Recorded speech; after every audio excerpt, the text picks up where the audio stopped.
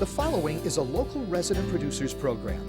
The program content is the sole responsibility of the producer and does not necessarily reflect the views or policies of CATV2, Oshkosh Community Access Television, the City of Oshkosh, the Oshkosh Cable Television Advisory Commission, or Time Warner Cable.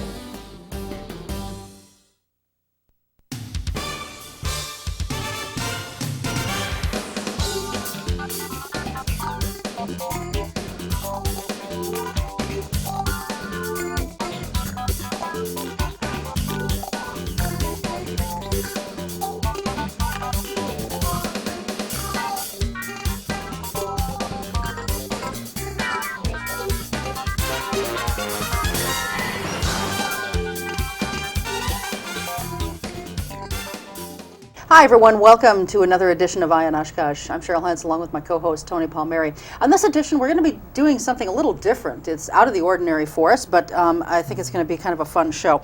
We're very pleased to welcome two members of a local rock band. The name of the band is Road Trip, and here to join us to talk about their band, their music, and lots of other things. To my left is DJ or Dan Doty and his wife Amy Jo Doty, both from Road Trip. Welcome very much. We appreciate you being here. Well, thanks for having us. Especially with nasty weather going on outside. So, I guess one of the first things, is who is Road Trip? I don't know that most of our audience would really know who you are, and I'll be the first to admit I don't know who you are, other than the names that were provided to me. Yeah. So, tell us about the band. Well, we got started in 1991. And it was me and my cousin. He's one of the lead singers of the band. He and I and three friends of ours from our hometown area began the band in 1991. And we kind of had a home base here in Oshkosh because I was going to school at the university at that time. Mm-hmm. So we've played in Oshkosh really from that time until now. We still play here at least a couple times every year. And so that's what we've been doing. We play also all around the Midwest, mainly in Wisconsin, but we do play Illinois and Iowa, Michigan, Minnesota, but mainly, like I said, in Wisconsin. Okay. And I got to say that one of the reasons why you guys are on the show tonight is because you are by far my favorite band, my favorite local band in Oshkosh. I've seen you at least a dozen times, and I should tell the audience I'm teaching a class this semester called The Rhetoric of Rock Music, and I had DJ and Amy come to visit the class, and the students also went to see you at the Electric Lounge in Oshkosh, and they were just blown away. And so you came to my class and spoke, and Amy, you talked to my class about how you joined the band. Why don't you tell that story here? How did you get involved in Road Trip? Oh, well, I was out at a bar called the B&B Tap, which is a long time ago. But I saw Road Trip playing, and I had been wanting to sing for so long. Like, that was my dream, was just to sing and play guitar, So I saw the band, and they were about my age, and they were nice-looking guys, and I was like, oh, I want to be in this band. But I thought, well, that's impossible. There's 5 guys. They've got their band finished. What would they need me for? But my girlfriend that was with me, I said to her, let's go. And she said, why? And I just want to go. And she said, you want to be in that band, don't you? And I was like, yeah, how did you know? And I went home and I stayed up very late crying. Just crying and just praying for God to help me get into this band. And then the next time we went out to see them, one of the roadies was looking for, he was trying to pick up girls. But in his roundabout way, he was saying to the girls, the guys are looking for a backup singer. Do you want to audition? And my girlfriend ran over to him. I got a girl right here. And she's pointing at me. I'm like, no, you crazy. So I ended up auditioning. To make a really long story short, I auditioned, and they said, well, you can come around, but we're not going to pay you. And I said, all right. And so it was about a year and a half that I sang backups. Mm-hmm. And did maybe 1 or 2 songs, and didn't get paid for it really, and I didn't care because it was my dream, and I didn't care ever. Were you a singer before you started auditioning with them? I mean, had you had singing lessons or anything? No, I didn't, but you know how things are hereditary. Well, my grandma was a singer in a band. Oh. And she was a piano player, and with her sister, and so my entire family can sing. Everyone can sing beautifully. I mean, they're great singers. So, but then it's easy for us to pick up instruments too. It's just, you know, some people are carpenters, some people do other things, but we all are musicians. And you're from Oshkosh, and you went to Oshkosh West High School? Well, in the summer, in when I was taking extra classes, but most of the time I was going to Oshkosh North. Oshkosh North. Okay. Okay. Yes. A Spartan we have All right. here. Yeah, all right. And what about you, DJ? Any formal music training on your part? Oh, I've had a handful of guitar lessons over the years. When I first started playing guitar, I took some guitar lessons, but it got in the way of my basketball practice. So at that time, I stopped taking the lessons. So mainly, my ability on the guitar has been self-taught, and that is, it's good in some ways because I play the way I do because it's the only way I know how. But it's bad in other ways. I'm not as well-rounded and well-versed on my instrument as I could be, and at times should be. It can be a limiting factor sometimes. Sure. And you're from Oshkosh also? No, I'm from a small town called Kingston. It's about an hour southwest from here. Right. Now, when Amy, when you did join the band, that did change Road Trip, didn't it? The focus of the band. I mean, how did the band change when you became a lead singer? Well, when I became, that was a year or so into it. Right. That changed the nature of the band, didn't it? Oh, yeah. Because you're one of the few bands that I've ever seen that has two lead singers, right? Right. All right, and your other lead singer is a guy named Rich Plath. Right. All right, and how did you guys work that out? I mean, he already was the lead singer. Yeah. So then you came on board. Right. Right. How did he respond to that? Oh, that was, yeah, I kind of told your class about that. That was pretty bad at first. He didn't take very kindly to that, but it was hard for him. I mean, he was the lead singer. Everybody adored him, and they still did adore him, but now they were adoring me too, and that was hard for him to accept that someone else was getting the attention that he always got. Well, how did the band work that out? Well, they didn't seem to, you know, Rich, he's funny, you know, he's up and down, up and down. So the guys just always are on an even keel, and he goes up and down. So no matter what he does, they stay the same. So they just kept running the band the best they could. That's what DJ did. Yeah, we really let them work it out. We just, if Amy was doing a great job with the songs that we had given her to sing, and people were really responding well to her, so we just continued to give her more songs, and that's really how it came to be. We didn't ever at really any point, I think, say, well, okay, now you're going to do half the songs. It kind of just worked its way into that, and once it got there, it just felt right. This is how it should be. And, right. And by that time, Rich and Amy had worked out any of that stuff about sharing the spotlight, I guess. It took them a little bit, but they worked it out. And it worked out for you guys personally, too, Yeah. because sometime during this whole time, you two developed a personal relationship, fell in love, and got married. Tell us a little about that. Not anything too deep. Oh, no, you don't want to. No, it was about 2 years into I was in the band, and he was always busy and kind of hard-edged. And one day someone, I don't know if you guys watch Seinfeld, but I'm just like Elaine. But Elaine, you know, you say something nice to Elaine, and she's like, oh, I mean, no matter what you did previously. But someone was picking on me, and he'd never paid 1 ounce of attention to me, ever. Someone was picking on me, and he said, don't say that to her, leave her alone. And I was like, you just stuck up for me? Okay. So then I fell totally in love with him. I mean, he just said one nice thing to me, but then I was watching him during a practice or something like that, and I thought, he's kind of cute, actually. I never noticed before. That's funny. And so then we just started going out. I kept encouraging him to break up with the girls that he was with, and, well, that girl's not right for you. No, I don't think so. And then I'd follow him around, even when he was with his girlfriend, and I just thought, well, I don't have anything else to do. So I just, after the shows, he'd be with other girls, and I would just, can I ride with you guys back? And eventually he broke up with all those girls and started going All out with those me. girls, wow. There were only one at a time. Okay, All all right, Let's get clarifying this that. straight. Yeah. Right. I mean, I've heard of groupies here, but Yeah. So how is that when you work together and you're, you know, involved personally, or you're married like you guys are? Because let's face it, I mean, marriage, relationships, they're difficult enough as it is when you know, have a 9-to-5 job. And incidentally, you guys do have regular day jobs, correct? No, I wouldn't say that. We don't have regular day jobs. I work 2 days a month. Okay. At Parkview Health Center. Okay, so this is your primary work then, Yeah. which makes it even harder, I would think, because you're together all the time for the most part. How do you guys work that out? Well, first of all, we enjoy being together. I think that makes it easier. I don't know if that's true for all people that work together, that they enjoy that. I do. I prefer it. But it does have its ups and downs. One of the downsides is that I am, in some respects, Amy's boss, and that makes it hard, I think, for her sometimes if in the band realm she has to listen to what I say, and sometimes I say this is the way we're going to do it, and she may disagree, but it's my call, and I suppose she doesn't like that.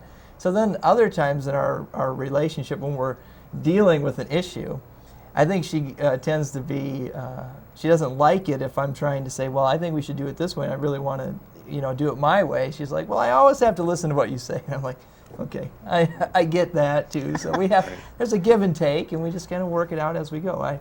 I would say generally I prefer it because we get to spend a lot of time together, and I love spending time with my wife. Good. For people who have, in our audience, who have never seen Road Trip, can you describe the kinds of music that you play? I know that you obviously do some original music, but you also do covers of other bands. So describe what's a typical playlist like for Road Trip? The span that we cover in eras would be probably from the 60s, early 60s, to something that would be currently released as far as material at other bands, when we play other people's stuff.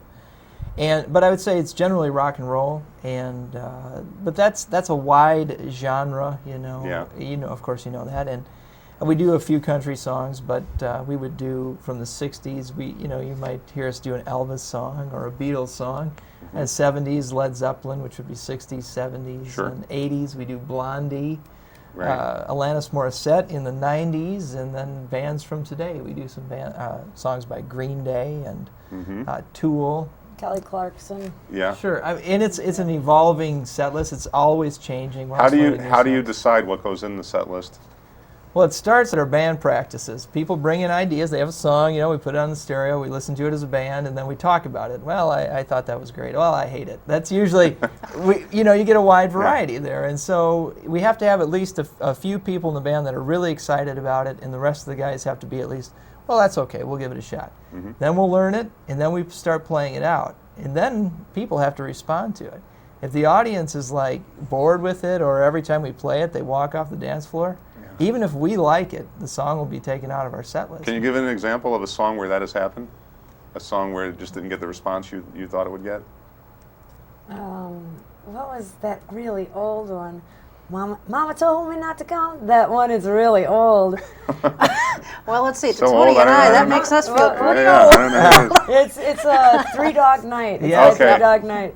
That just didn't do it. We loved it. Yeah, the whole band really thought, this is a cool song. And Foo Fighters. Anything from the Foo Fighters we love. No one likes it except our band. Yeah, they had that one real slow, pretty song that you said that people just didn't take to. Yeah. Yeah. Yeah. Any Foo Fighters. We've song. learned, I think, 4 Foo Fighters songs over the last couple of years, and none of those are in our set list right now. I got to say, Aretha Franklin may be the greatest singer of all time. I mean, some people would say that. Amy is one of the few people I've ever seen that can actually sing Aretha Franklin. My students picked up on that. I mean, you can sing Respect and reach those notes that Aretha Franklin. How do you do that? Now, you've had some music training. Oh yeah. Well, after you asked me that, since I was in first grade, there's a teacher named Robin Oxley, and she was my teacher from kindergarten or from first grade until my 12th grade. I went to a lot of different schools, and she went to every one of them with me, but she was the greatest vocal coach. She taught me how to sing from the time I was in first grade. Oh. I mean, we did all the warm-ups and cool-downs. I mean, she taught me more than anything. But after I became a professional singer, I did take lessons for 7 months. I mean, that wasn't that long, Sure. but he did teach me how to stop myself from killing my voice every night, which I was doing. I was blowing my voice out every night, and he was teaching me how to drink more water. That is a big deal. You just don't Yes. think about it. You Wow. really need to pound down the water and not drink any caffeine. Wow. But I did have some vocal lessons, but learning how to sing like Aretha Franklin, that was over years of singing different people's music for so long, all of a sudden you start to learn tricks because you get up on stage and you have got to sing now. You don't have any choice, and you've got an audience in front of you. You better sing it, and you better sing it in key. So you just learn tricks on the spot.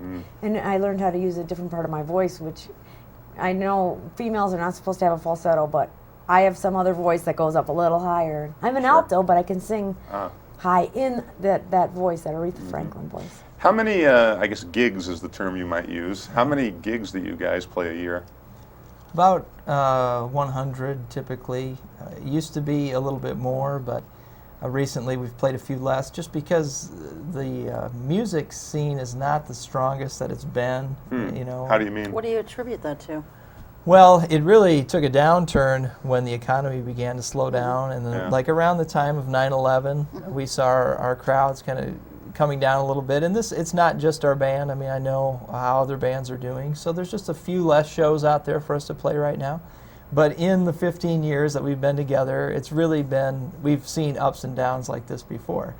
We've been around long enough now that we can weather them. Other bands, they have so few gigs and the money's so poor, they end up breaking up because they work very hard and for very little reward. So, but we've been through this before, and so we're just going to keep playing, and we still enjoy it, and then hopefully things will come back a little bit. Well, one thing all my students picked up on is that when you see Road Trip, it's just so clear that the band, you all just admire each other. It seems like a family up there, and you love your audience too. I mean, you and Rich, the other lead singer, just have this really great banter going with the audience. How do you do that? I mean, how do you stay up for that? Do you ever find yourself getting burnt out doing this as much as you do?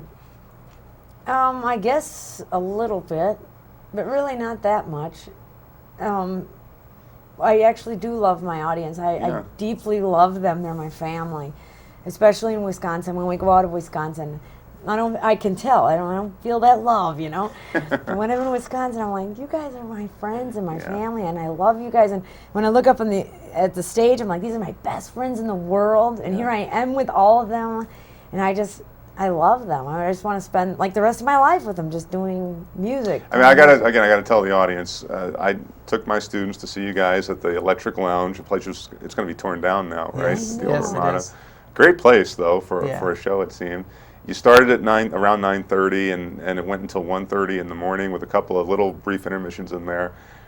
It's fair to say, Road Trip could have played until 5 in the morning, and I know that my students would not have left. I mean, people were just enthralled by this band. So for people out there who haven't seen Road Trip yet, you have your website, roadtripband.com, that has a schedule on it. The other really wonderful thing, you know, if you're out there watching and say you're like me in your 40s and you think, oh, gee, I'm too old to see this band now, you have got people.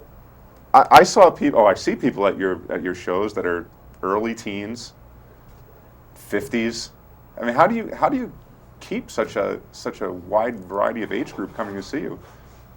I'm assuming it's because we do a wide variety of music, and we do that. People ask me about that. Why do you guys do such a wide variety? I'm like, well, we do it, number one, because that's where our interests are. I think most musicians love music, not just one style and not just one era. We really love music. And also, if you're playing all night, like we play 4 hours, it helps to keep you from getting bored. It really does. And it's a challenge, actually, when we would, let's say we do like an Elvis song and then we switch to a current hard rock song. As a musician, it's a very different feel and style that you have to jump into and to do it well. And we actually enjoy that challenge, you know, because we've played these songs a lot of times. And having a challenge is good, you know. I think it keeps our interest up. Sure. Amy, you had said a few minutes ago about how when you're not playing in Wisconsin, you don't feel that warmth, you don't feel that love. You know, you guys travel to so many different states here in the Midwest. How does Oshkosh, for example, which is your band's hometown, how does Oshkosh and its crowds compare to those of other communities, especially since this is a college or a university town? Well, what I see is Appleton and Oshkosh have something in common, that they're more reserved. They're a little more afraid to let it rip, you know. It's like I don't know. I don't understand it. But when we go to like smaller towns like Kingston, I think maybe it is, being in college, people have to act a certain way and be cool or whatever. But you go to Kingston or you go to Kiel or Manitowoc, and people are crazy. Now, see, I would have thought it would have been just the opposite. That's what I would think too if I didn't know any better. But yeah, they're People just like in Oshkosh and Appleton like to kind of like sit and drink their beer and just watch. yeah. And Yeah. So there's more dancing in Kiel and Kingston and Manitowoc. Yeah, and they Dancing, jumping around, Yeah. going crazy. I don't know if it's not always dancing, but it is different here Yeah. in town too. We like when we play at Waterfest and we play at Sawdust Days, we have more of a younger audience, and so those two shows people really get into it. So those wouldn't be representative like the indoor shows where Yeah. the people are older, a little bit more laid back. Do you ever have audiences just get completely out of control? Yeah. Yes. Describe that for us. What do you mean out of control? Like what happens when an audience is out of control? What are they doing? Well, we've had the ambulance come a couple of times Oh, in no. one show. Because of fights? Well, Fights, yes. That's one of the fights things. and people get up on the stage and then jump off and land sometimes on cement and Oh, no. get hurt. Yeah, we try to stop people from doing that, but what can you really do? But over the years, actually, things have gotten a lot better. Things were pretty crazy for a while there. But like we were saying, 9/11, boy, that calmed got things down a people little to bit? calm It- right down. It did, yeah. Really? There was also a musical thing going on where a lot of times right around the time of 9/11, even before, maybe a year before, a lot of audience were enjoying just what they call moshing, Yeah. pushing one another. That was very much common at our shows, and now that's not there so much. And I don't know really why that is, how that happens.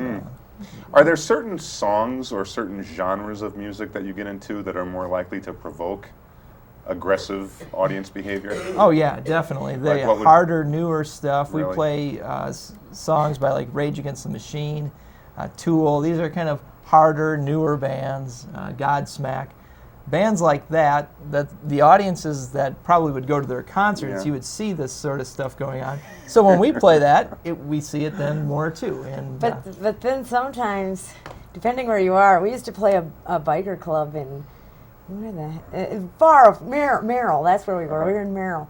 We played this biker club, and when we'd play a quiet song, that's when they'd fight. But I think it was because they could hear each other talk. Oh, So yeah, so that can happen too. we'd play a ballad called "She Calls My Name," and every time there was always a fight. It's Yeah. just a sweet ballad. Yes. That always made us laugh. Though. is the possible audience response one of the things that you think about when you're deciding whether or not to add a tune to the list? Oh yeah, you mean when we're deciding as Yeah. a band? Yeah, Yeah. we're hoping that when we play this song, people are going to enjoy it. Yeah, I mean, it's a lot more fun that way. I mean, you can imagine you're on stage, you're playing a song, and the people are giving back to you. They're smiling, they're dancing, they're moving. That is a lot of fun when we're doing that. So if we do a song, like I said, that we like, and they just look at us, Right.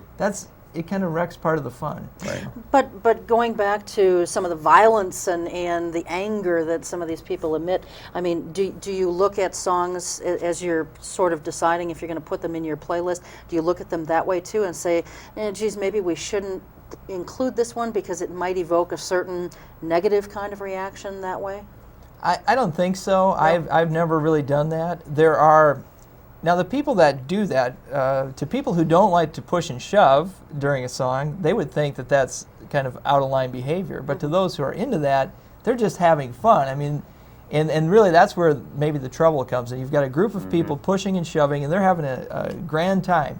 But then right next to them is somebody my age who didn't really go for that sort of stuff. Sure. And so they push into them, and then you have this like generation conflict. Yeah. Yeah. But they're having fun. It's not, I don't want to portray that like it's in a negative way. Right. It is because some people take it that way, but that's how the kids are entertaining themselves. I want to talk a little bit about both of your personal story in the sense that a lot of people have stereotypes of rock stars as being drug addicts, alcoholics, and both of you have good had reason. but you both are deeply spiritual people. But this was an odyssey for both of you, wasn't it? Oh yeah. All right, and I was wondering if you both could talk about that a little bit. Where were you and where are you now? I mean, any one of you can start. Go ahead. Oh, well, I guess I was a rebel as a child. You know, obviously I had to go to summer school, whatever that means. That means you don't get to have fun. Right. I did actually have a lot of fun in summer school, unfortunately, in a bad way. But from the time I was 12 until I was about 25, I was into drugs and alcohol and just kind of going down. I kind of let up on the alcohol when I joined the band. I wasn't drinking as much, but I still was, in the early days I was still blacking out and things like that from drinking too much, which I would never believe you could black out until I actually did it myself. But I know you can do it. in all that time, I did believe in God. You know, I knew there was a God. It's obvious. I mean, how else could we be here? So I just believed, well, there's some God up there. I don't know who he is. And at the age of 25, I decided to read the Bible, and my friend got me a Bible for Christmas. One of our stage manager actually got it for us. He was the only Christian in the band at the time. And I read it from cover to cover because I promised God, I'm going to read every single word of this. So I did, and after I got done reading it, I started to really believe what Jesus said, because he was just so smart. I'm like, I've never heard words like this before. You know, conquer evil with good. You know, if someone whacks you, you know, let him whack you again. Do something nice for him. Buy him flowers. You know, I'm like, how could you say that? That's insane. So I was dating DJ. I just started dating DJ at age 25. So I was telling him all this. It took me, I think, 4 or 3 years to read the whole Bible. And while I'd read it, I'd tell it to him. He was a total atheist, you know. And he started to believe what Jesus said, too. But then he ended up giving his life to Christ completely. And he'll tell you more about that. But then I hadn't done that. All I did is kind of believed in Jesus, you know, but I didn't give my life to him. So I found out that is really how you become a Christian, is by surrendering all, not just believing, because Satan believes, you know, so, and he's obviously not a Christian. So one night after a show, we were driving home, and I could feel God saying, well, you ready? And I was like, oh, you again, you're always bothering me. Again. And I always felt like he was right here saying, are you ready? Are you ready? And then finally that night I said, yes. And that, I had no idea what was going to happen. But, you know, I had a really neat experience. I felt like God just really entered my life. Like, this is it. Like, I felt physically like he just took over everything. And from then on, I was a completely different person. Like, not even on purpose. I still wanted to, you know, I had a bachelorette party coming up because we were going to get married. And so we went out, and I was drinking just like usual, you know, walking around with this giant inflatable thing. And all of a sudden I felt like God said to me, is this what a Christian, you know, should be doing, you know, in a real light, wonderful, awesome way, like God would do. And I kind of was like, I guess not. Oh my gosh, I never thought of that. So, you know, my life just changed from then on. And I started, of course, I've read the Bible now. I'm on my 5th time going through, and I love it. And we have a Bible study at our house, and we teach people. I've taught kids, and I've just had a blast with it. And now I just recorded a CD, and it's, you know, Christian-based. And we're going to talk about that in a couple of minutes. So what about you, Dan? Well, I came from a family where we went to church every Sunday. We went to a Catholic church, and I think maybe part of the reason I rebelled against that is because my parents forced me to go until I was 16, and I was confirmed at that time, and they were like, well, you don't have to go anymore. I was like, okay, I won't. And so that was really the end of my experience with God until about 28, 29, like when Amy began reading the Bible. And as she said it, she would just say different things. Well, Jesus said this, and I started thinking about that. And just those words began to really ring true in my heart and seem, like she had said, they were counter to anything I had thought myself or had ever heard anybody talk about. But they seemed to be true and right. And really at a point in my life, 2000 to 2001, where everything in the band, it was the most successful time for the band, financially and every other way. And everything I'd ever wanted in my life, I had, really. You know, Amy and I were dating, had a great job, making way more money playing music than I ever thought I could. But still, right in that moment, I felt empty, and it felt pointless, what I was doing. I thought, if I live another 50 years doing this, that will be, I can't imagine doing that. I was just like desperate for something that had meaning and weight and significance. And it was at that point that I got serious about finding out about who Jesus is, who God is, how that works. And after just a little bit of reading the Bible, I thought this is really the truth, and God is real. He is who the Bible says he is.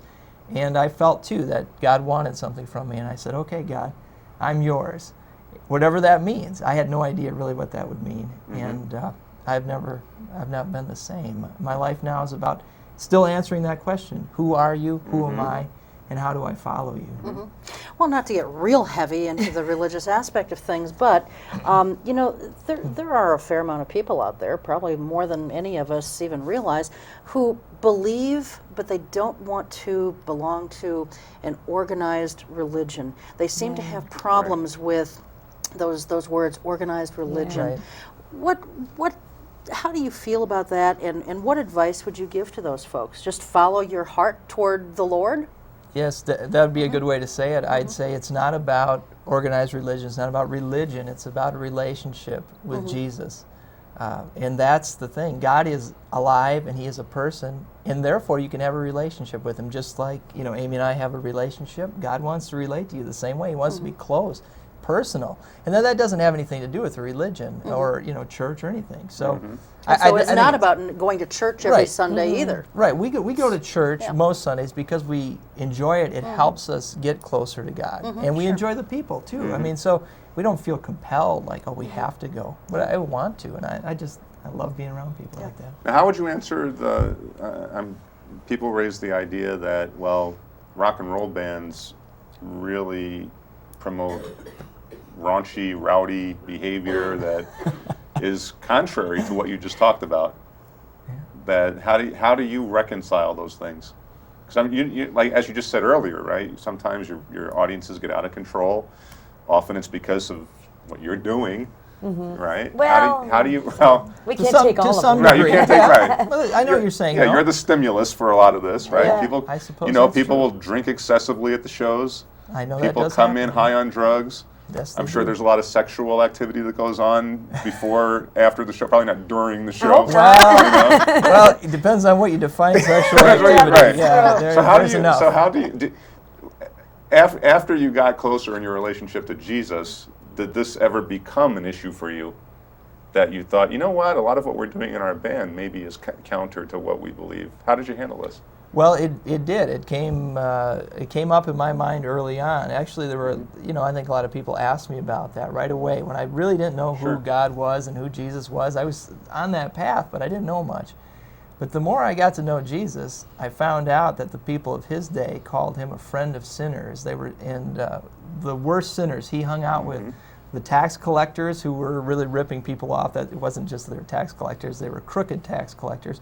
And Jesus hung out with prostitutes. That was his general company. He was in those places because he knew those people needed help, and he was trying to bring help to them. And I see that exactly the same way.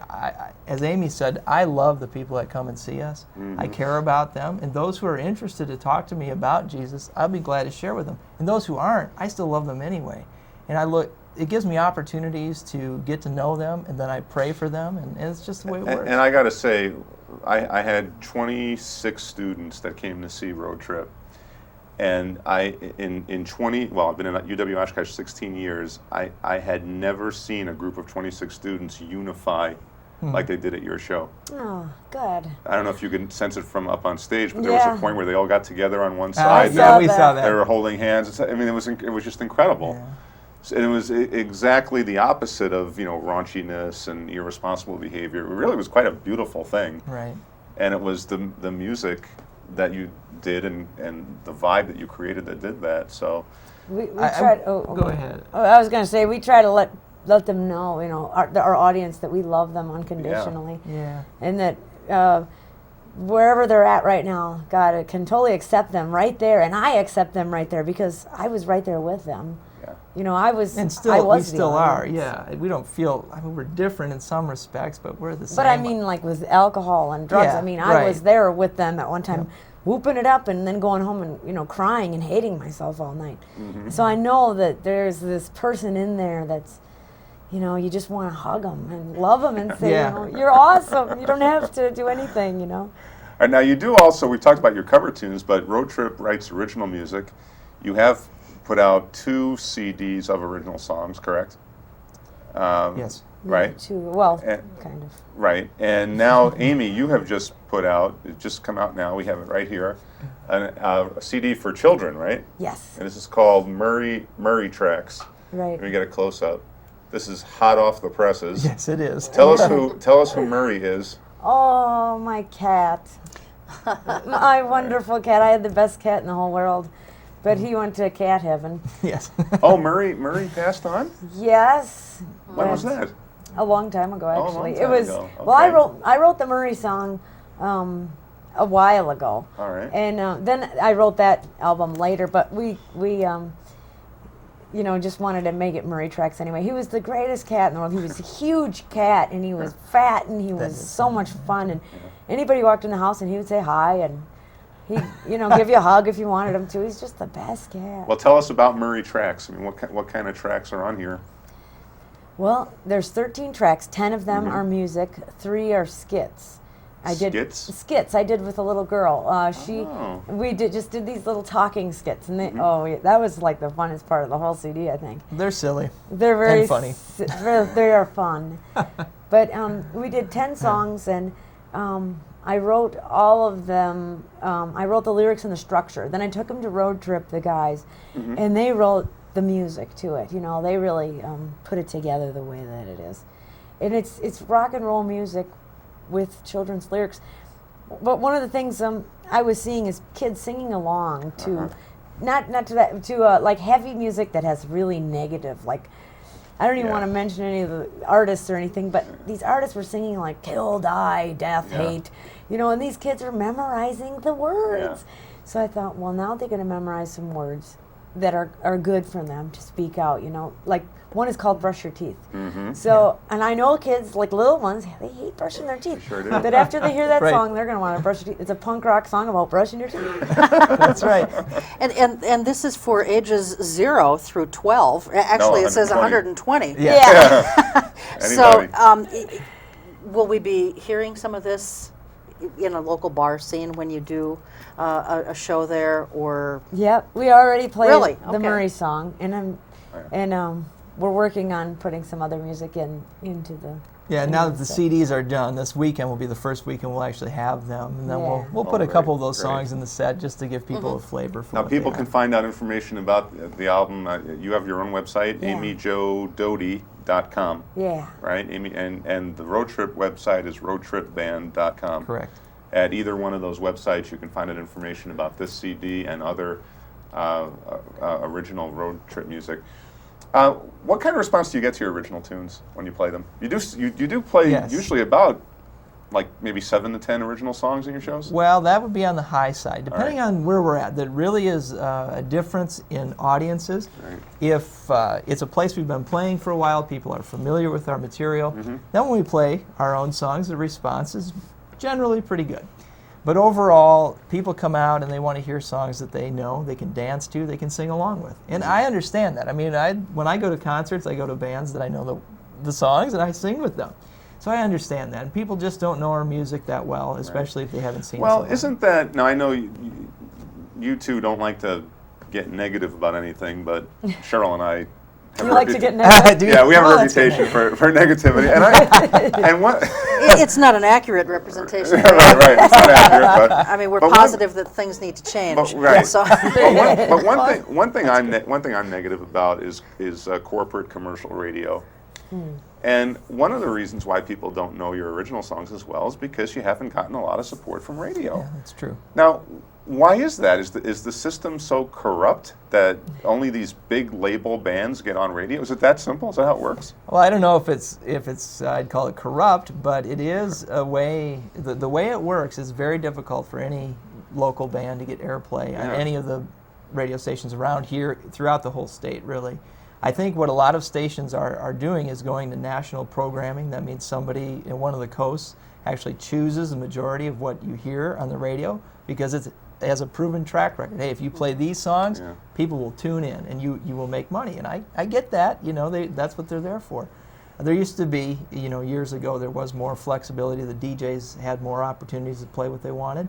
So if you had a friend who thought your band was good and he was a DJ, he could spin your record, and people would start calling and saying, hey, we like this.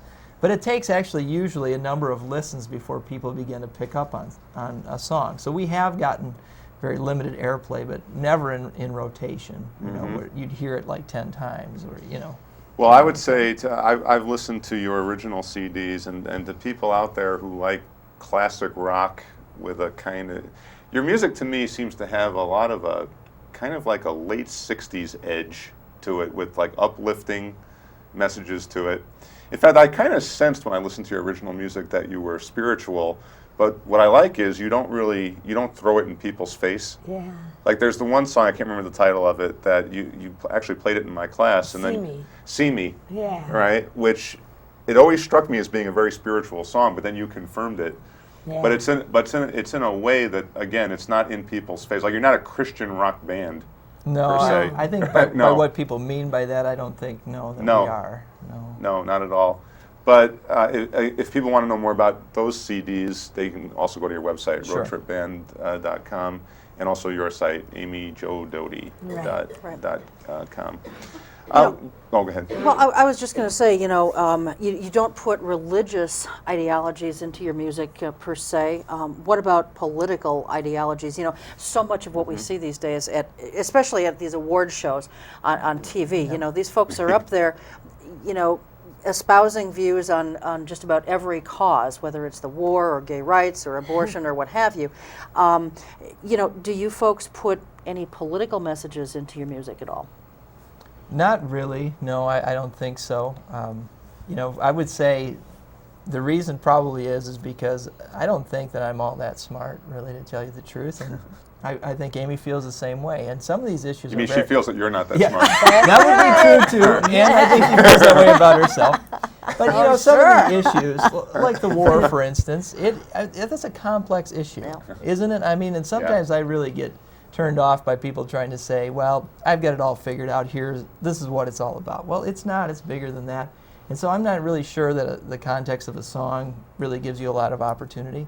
I think I've got something to say, or the band has, through Amy's lyrics, has something to say. If it's a clear issue where I think God, through the Bible, has given us direction, like, you know, don't lie, don't steal, don't cheat, I think those are sort of things you might hear flavors. It wouldn't be that direct. But calling people to maybe love one another and love themselves, those are the sort of things you might hear. And I guess maybe that's a little political. But one song that seems to always be in your set list is the old song War Pigs by Black Sabbath, which is one of the most powerful anti-war songs I think ever written. This is when Ozzy Osbourne was a serious musician. I'm not sure if he still is at this point. But he's maybe a serious reality star. Yeah, he's really right now. He's a reality star. But what is it about that obviously that song has a very political message. What is it about that song that do you love singing that song? I've been an Ozzy fan since I was 12. I Really? mean, the biggest Ozzy fan. I wrote Ozzy on my fingers every day in school. Really? I painted my nails black, Really? and I had 7 Ozzy T-shirts so that I could wear my Ozzy T-shirts every day. Wow. But as far as that song goes, I do like that song. I really never paid attention to the lyrics until way later. Really? Because I just, those things, I know there are people, God made people to be concerned about war and politics, and then God made people to be concerned about other things, like not that. So I am so not interested in that. I do, I feel badly for people when they're so on fire this way, like there shouldn't be a war, or there should be a war, because then they're so tense and full of anger all the time. So that song, I think, is it was right during that time, I guess, for some of the politicians that were sending people off to war and not even caring or putting their heart into it. Because that's what the song is about. Right. You know, the leaders sending people to war, have them be killed, and then the leaders just sit back and watch them be killed. But, you know, when you watch the History Channel and you watch about how some of those leaders went over to Vietnam and their hearts were broken over what was going on, and then they would come back and say, we've got to help those people. you know, and they were desperate over trying to help them, even though they weren't going to put the armor on and go over there and fight. But they were like, isn't there anything we can do, you know? Those politicians, I'm like, well, you can't say they all were bad, you know, when you've got a couple good ones. Right, So. right, exactly. What kinds of music do you both listen to when you're not doing your own music? Do you listen to a lot of music yourself? Mm-hmm. What are you into? Well, I like old country or new Old country. Yes, or or old new, Hank Williams. Hank Williams, Johnny Cash, Willie Nelson. Those would be some of my favorites. Or new country artists that sound old. Dwight Yoakam is one of my favorites. Yeah. I was raised on country music, Really? and I think it influences the way I play somewhat. But I don't know why I like that music, but I just do. And I also listened to a band I got turned on to a few years ago called the Blind Boys of Alabama.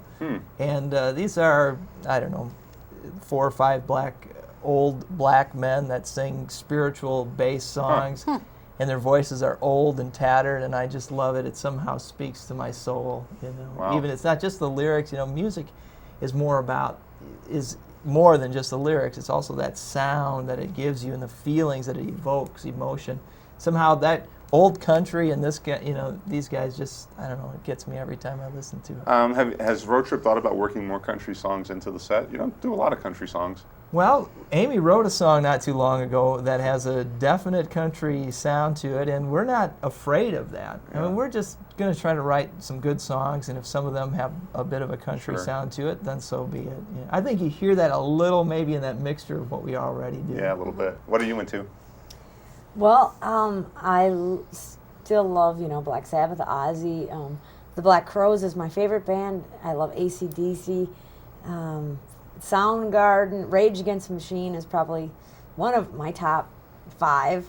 I really like heavy music, you know, I really like just... See, now Rage Against the Machine is blatantly political in their lyrics. And I don't care about their lyrics. You don't? I You just like love the energy way of it. The lead guitar player, he's Tom so Morello, he's just Yes. incredible. good. He's Very wonderful. interesting. He's an interesting player. But see, it's interesting is most people I know who like Rage Against the Machine, they like the sound, but they are really into the lyrics. Sure. Well, he wrote a song that was where he was, what would he be speaking?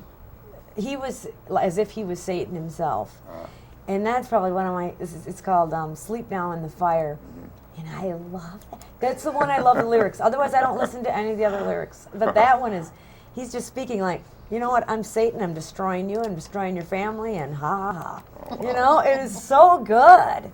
You guys have opened for some national and very well-known singers. Why don't you tell viewers who you've opened for? Well, ones I can remember, Cheryl Crow, most recently Collective Soul here in Oshkosh. Oh, that's right. REO Speedwagon. Weird Al Yankovic, Yeah, Weird Al Yankovic at Summerfest, That was- 3 Dog Night. Ted Nugent, Yeah, sure. ZZ Ted Top, Nugent a REO couple times. Speedwagon. Any juicy tidbits to share with any of us about them? Well, one interesting thing, Ted Nugent, we were playing at the Fond du Lac County Fair, and before, it was actually during our sound check and then a little bit after, he was backstage shooting his bow and arrow, which I guess is a typical routine for him. And then as soon as the show was done, he went into the trailer backstage and ate a steak. And I guess that's what he does. But he was in great shape. I mean, he was 50-something sure. at the time, Yeah. in great shape. Yeah. And Yeah. and also, I think he had a no alcohol policy backstage. We weren't allowed to that drink meant at all. There back was then. no alcohol That was back there good. at all. So he's a sober fella, and he was very nice to us. Yeah. Which, not all the artists that we've played with, Are we don't really nice. deal with the artists. We deal with their crew, and not all of the crews have been that nice, but. That's just the way it is. Yeah, I worked in radio for a while, country radio also, down in Texas, and you know, stations of course promote concerts, and I could share a few stories with you about the way some of these big, well-known artists behave. So Yeah. probably wouldn't shock you too much. No, we've seen a lot of things. Yeah. Let's leave it at that. Now, when you opened for Collective Soul, that was at the new Leach Amphitheater. Oh, yeah. Right? And that was the first time you played there, right? What's it like playing on that stage? It was very nice stage. It was beautiful. You know, they really they built it well. I loved it. It was funny though because there were 3 dressing rooms in the back, and we always think it's funny, but there was Collective Soul dressing room A. They had dressing room A, And then dressing room B, that was the other band. And then we had, it was the janitor's closet. That one, then it said road trip right underneath it. I'm like, rock. We're in the janitor's closet. But it was actually big. It was nice. It worked great. Yeah. It was really. It was nice. It really was. We had such a good time that day. Oh, that was by far that last summer. That was my favorite show of the whole summer.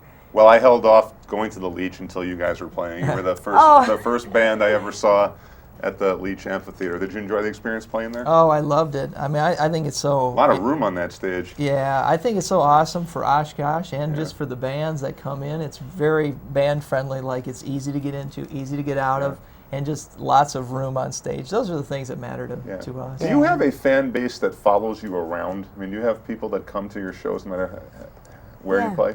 Yeah, I'd say most of them probably limit their travels generally to an hour or so. But then we will see, people will come, I think sometimes to about the furthest show away that we do from them, just for the experience. They will show up and just say, well, we just wanted to see what it was like to see you, you know, in this part of the state or this different state, just for something to do because they've seen us maybe so much in their hometown clubs. But there are people, you look out into the audience and you can see people that you've seen for years.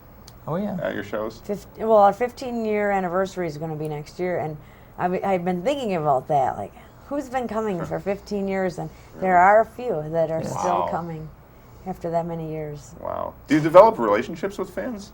Oh, yeah. Definitely. Really? That's one of the great benefits of it. Yeah, you know, over time you have a little chat here at this show, and then maybe a few months later, and you just begin a little relationship. You begin to know what's going on in their lives, and they start telling you, it's where I work, you know, we're having kids, we're doing this. They email us and send us pictures of their kids. And every year we have a Christmas party, a road trip Christmas party.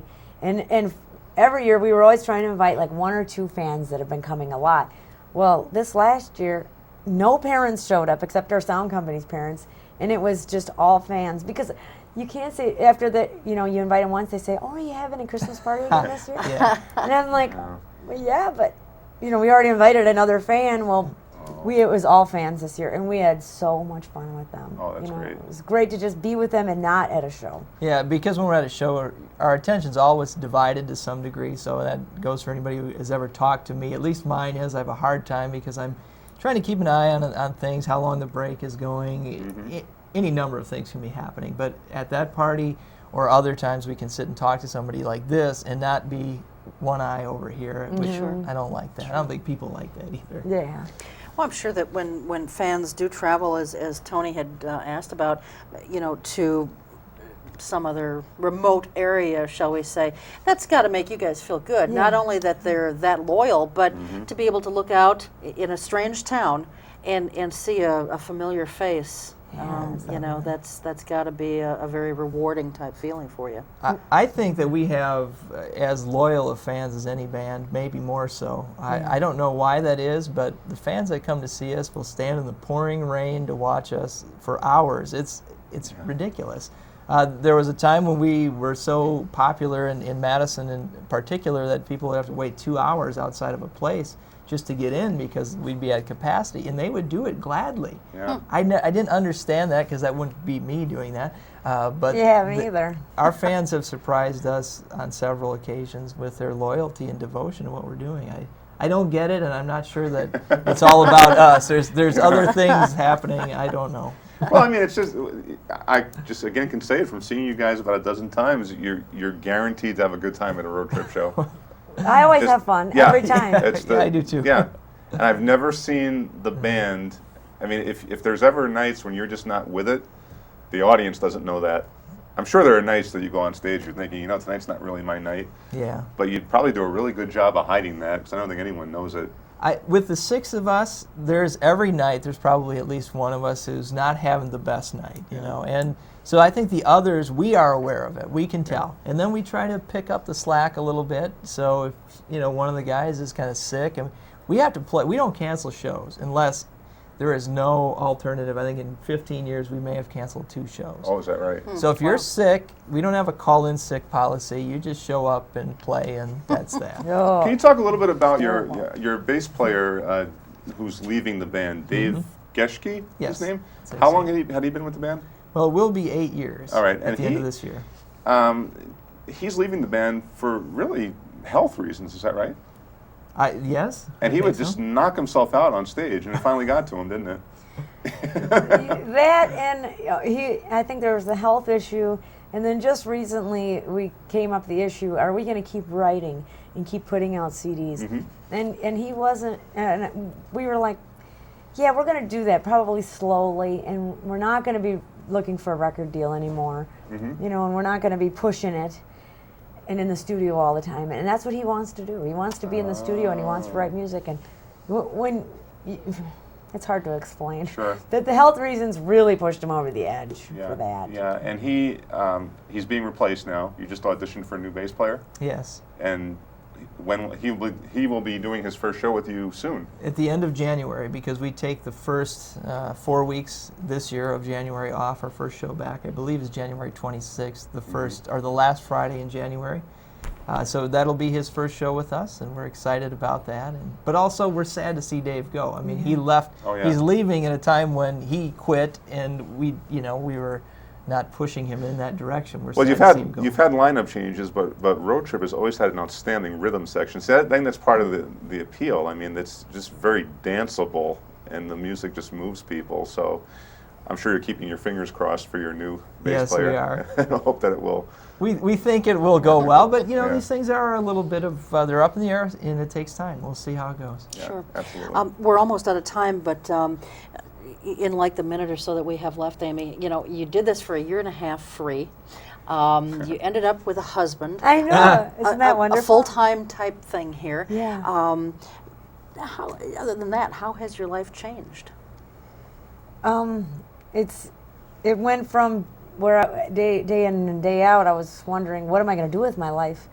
I'm a certified nursing assistant. Is that, not that there's anything wrong with that, but am I going to do that for the rest of my life? Is that what I want to do? And it's like God put everything into place for me. Mm-hmm. He knew deep in my heart since I was 5 years old I wanted to sing. And I would stand in front of the mirror and talk to the mirror, I was getting ready to talk to the Yes. audience. It's like he knew I was ready.